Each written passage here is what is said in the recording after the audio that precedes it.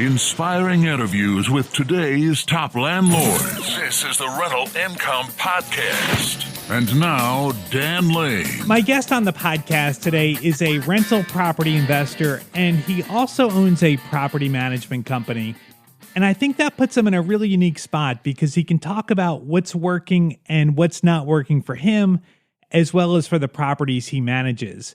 He has some clients that are really successful with their rental properties and others that aren't doing so well.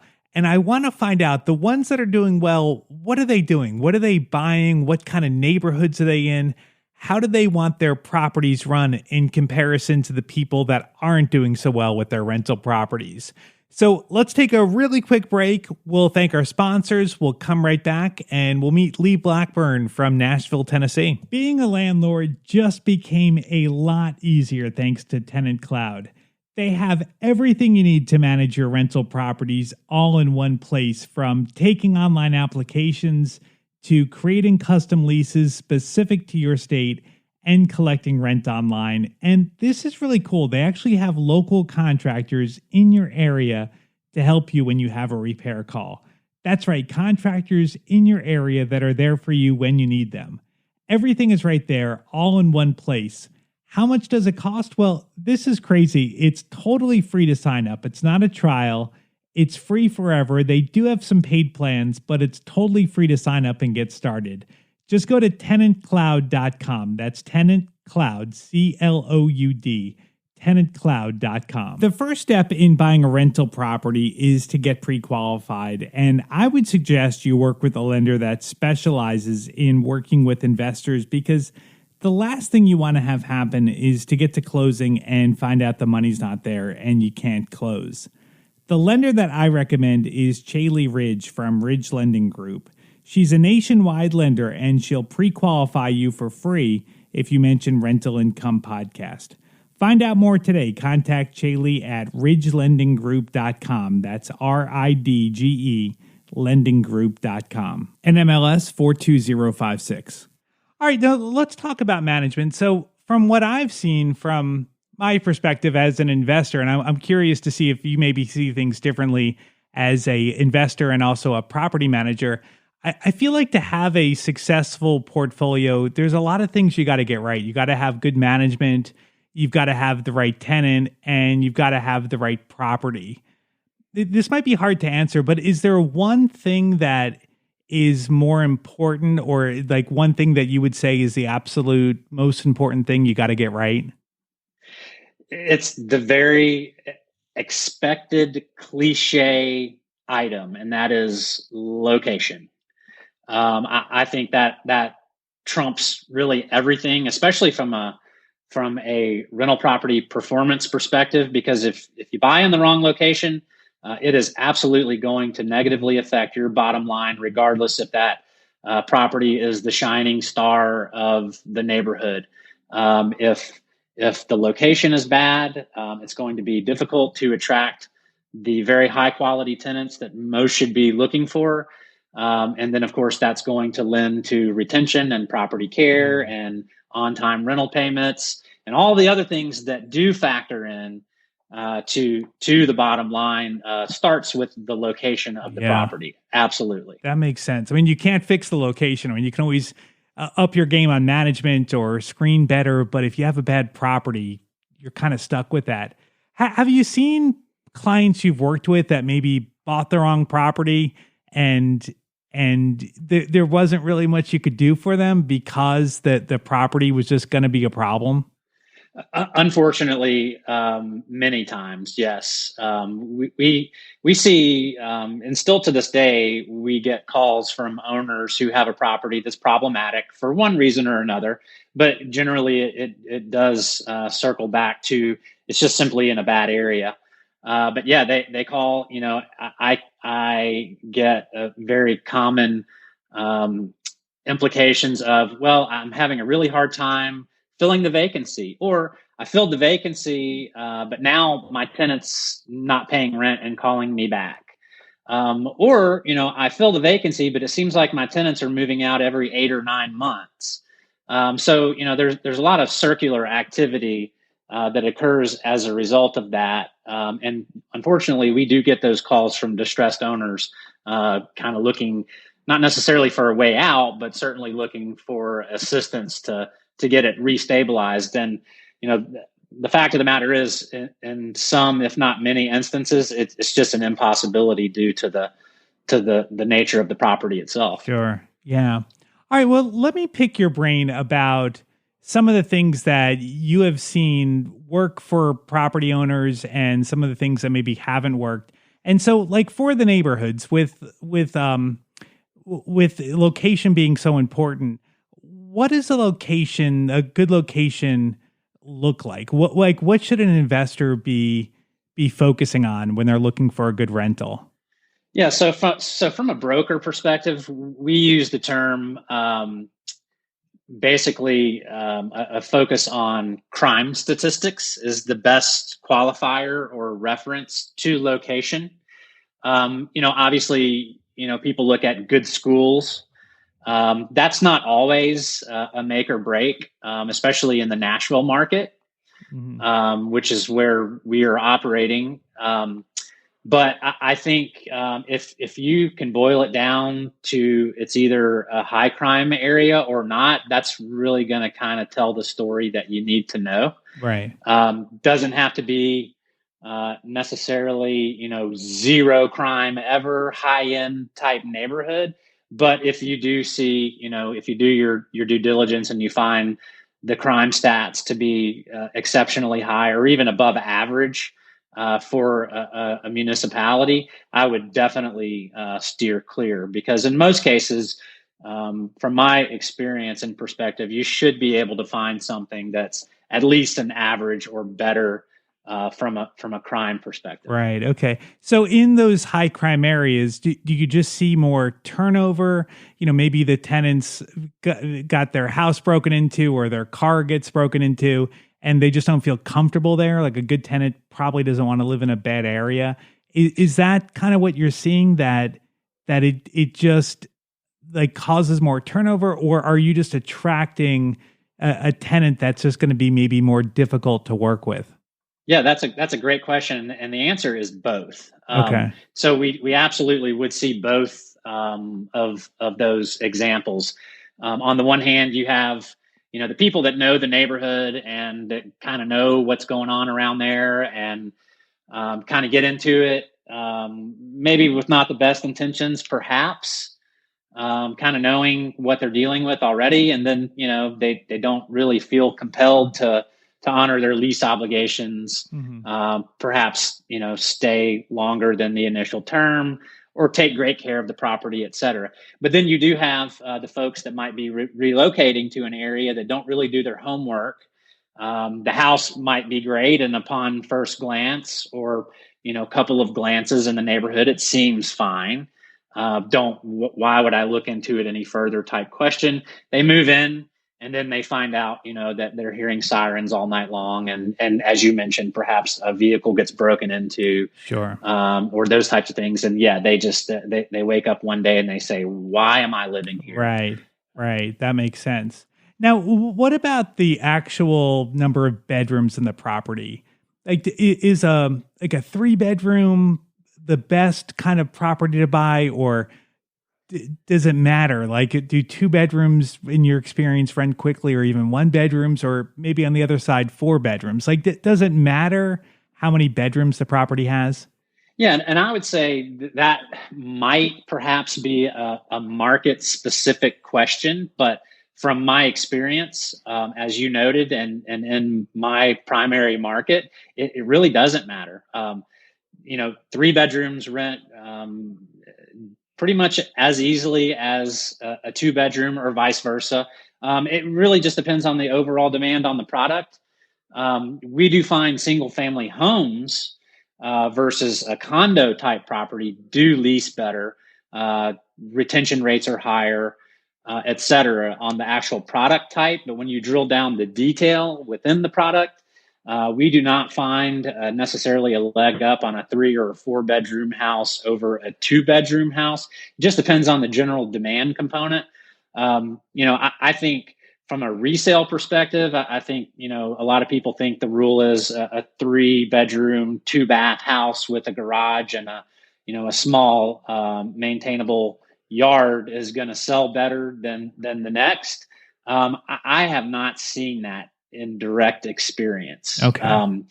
Like I said, I think, especially in my market, single family homes absolutely trump a condo type property for many reasons, which might be worth another call one day. But I think 2 versus 3 bedrooms really doesn't make that big of a difference. And do you see more turnover? Like, so they all rent pretty easily, but do you see more turnover? Like, my impression, I don't own any 1-bedrooms, but my impression would be that you're maybe going to get a lot of people that are younger or earlier in their career, and maybe they're more likely to move. Am I right in thinking that, or not really? You are, to a degree, absolutely. There is a fundamental level of transience with a quote unquote smaller property, and that's going to lend to the demographic that's living in these properties. So on the one hand, a single family home with 3 bedrooms, considered perhaps a larger house, is generally going to attract perhaps a young family with school age kids. And we absolutely do see longer occupancy rates for that property type versus the 1-bedroom, urban periphery flat that, a guy right out of law school trying to get his legs under him professionally is going to live in, has easy access to downtown, maybe a really high end finish. And then, life / professional trajectory changes, and, he takes a job across the country. We do see more transients in the smaller type properties. So yeah, that's a great point. Okay, awesome. All right, let's talk about budgeting for repairs. Like, this is something that, I always think about, like, to make sure I'm putting enough money aside for stuff that's going to break, or maybe even longer term stuff that's going to need to be replaced at some point. Like, from looking at your portfolio that you manage and also your personal experience, what do you think is a good amount of money to put aside for repairs? Yeah, that's a great question. We generally tend to recommend to our clientele, and this is also a personal rule that I hold, is about $1,000 a year for basic, routine, normal maintenance. It really, in any given property, of course, it certainly can vary by the size of the property.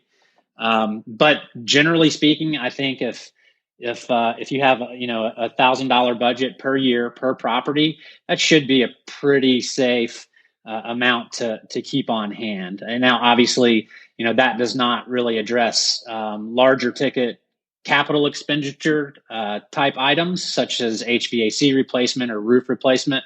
But for your basic leaky faucet, broken window lock type maintenance things that we see very regularly, I think $1,000 a year would be very. Okay.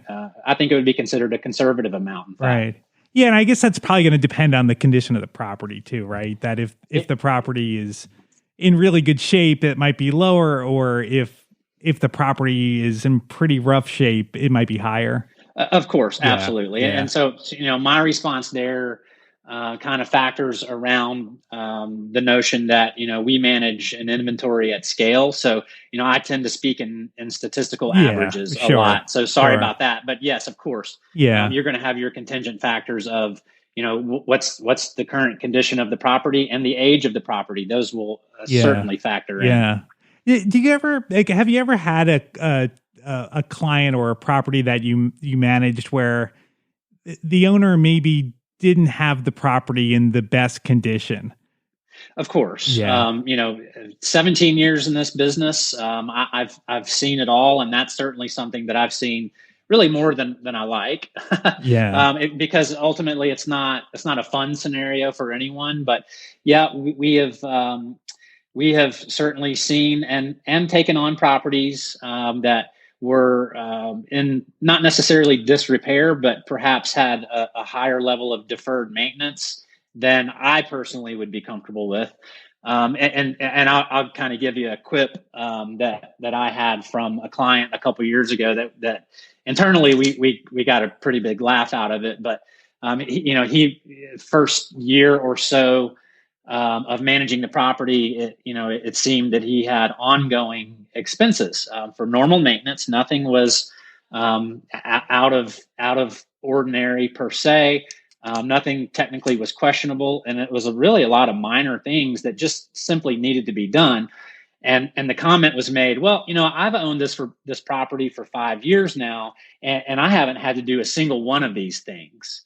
So why now all of a sudden that you're managing it, do I have to do these things? And the obvious answer is, well, because you've obviously neglected your property for 5 years. Right. And so that, and we were able to have a very detailed discussion about that. And I think it was a scenario where, that particular owner, felt like he kind of put his foot in his mouth with that comment. But we do see it. And, I think preventative maintenance and ongoing maintenance, and in other words, not deferring that activity, is really critical to overall high performance rental property. Sure.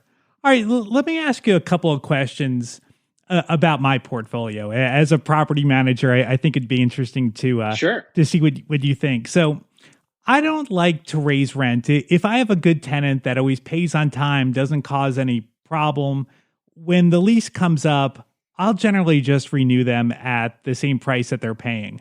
Do you think I'm leaving money on the table by doing that? Probably a little bit, but you have to ask the question, does a small marginal increase make sense?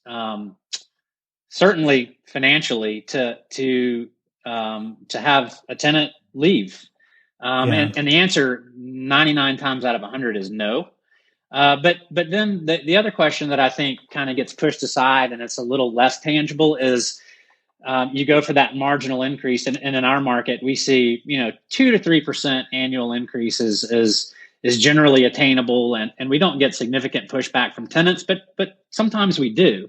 And I think the corollary question that you should ask there is, for an additional, say, $30 to $100 a month in rent, and you all of a sudden give your tenant a really bad taste in their mouth, and perhaps they even subconsciously begin to take less quality care of the property, or they pay their rent a couple of days later than they used to, and they are certainly now thinking when the lease is up again, they're going to already potentially have 1 foot out the door. Right. So I tend to maintain a similar philosophy, and that is, if it's a great tenant, retain them, certainly at the cost of a marginal rental increase. Yeah. Like, to me, it's just not worth it. When you look at the cost of a turnover, that there's always going to be some expense, and then you're going to have vacancy.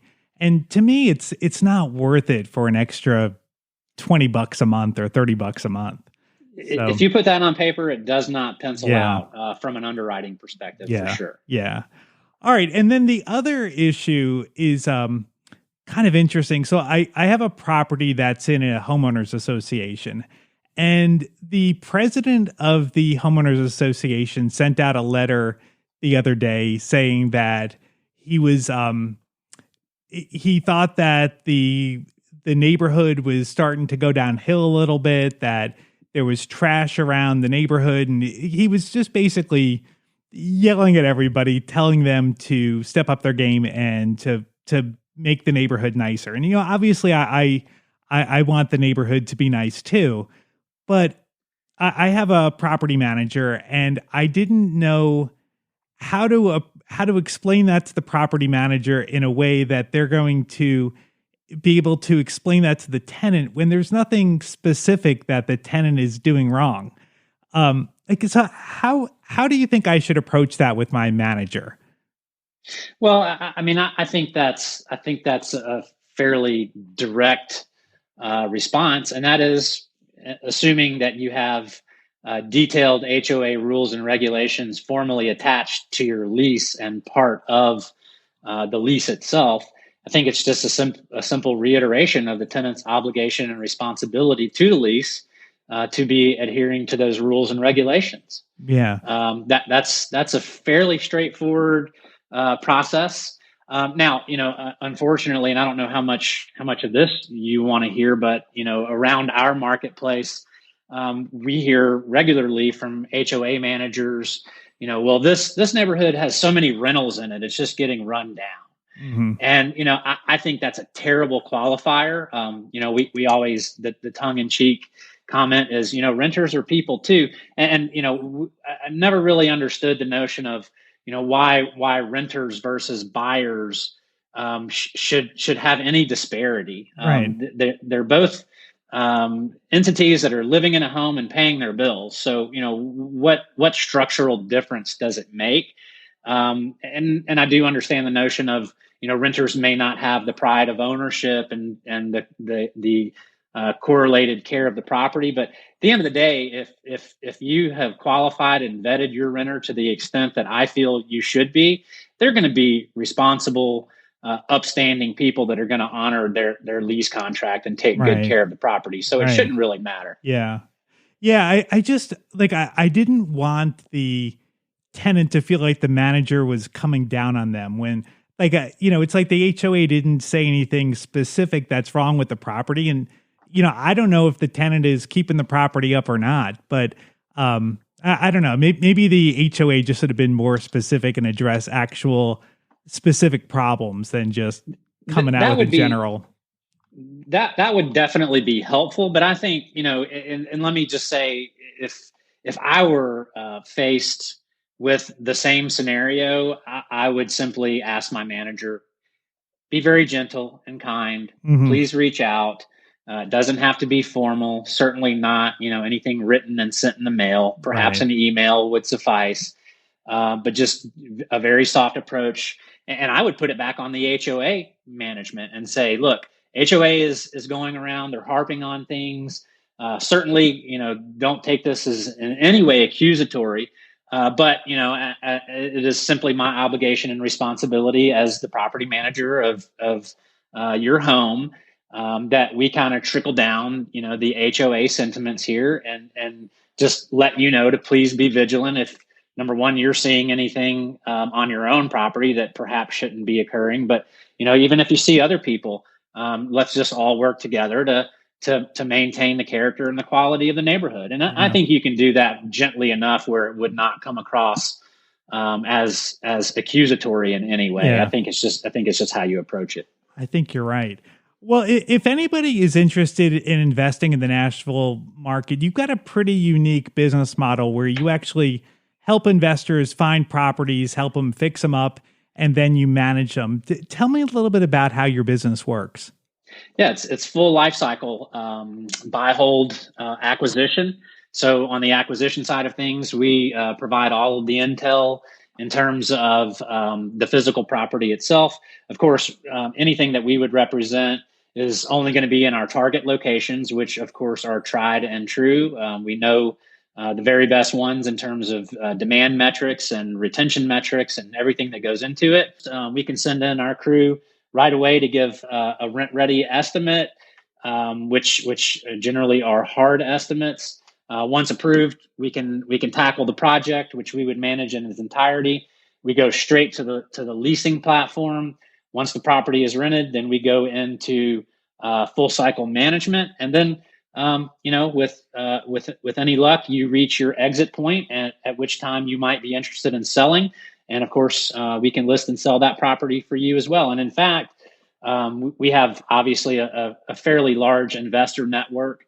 And oftentimes, if a property is rented or not, we would have really good history and data on the performance of a specific property. And of course, we're going to know it physically inside and out very well. But a lot of times we can just flip it over to another investor client that we might already have. And it makes for a very quick and certainly smooth process. If anybody wants to connect with Lee, I've got his contact information on the website. You can find it at rentalincomepodcast.com/episode 298. I'd like to thank today's sponsors for making this episode possible. First, I'd like to thank Tenant Cloud. If you're looking for online applications, online leases, online ACH payment, check out tenantcloud.com. They have a bunch of different packages, but you can get started for free today at tenantcloud.com. I'd also like to thank Chaley Ridge from Ridge Lending Group for making this episode possible.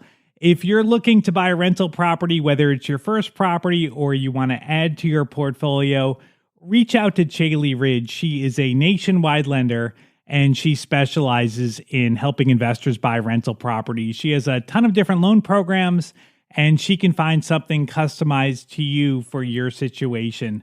You can find out more at ridgelendinggroup.com. That's RIDGE lendinggroup.com. If you mention Rental Income Podcast, she will waive all the pre-qualification fees. NMLS 42056. Thank you so much for listening to the podcast. Make sure you subscribe. We have new interviews every single Tuesday. And if you subscribe, you'll get notified as soon as they come out. My name is Dan Lane, and this is the Rental Income Podcast.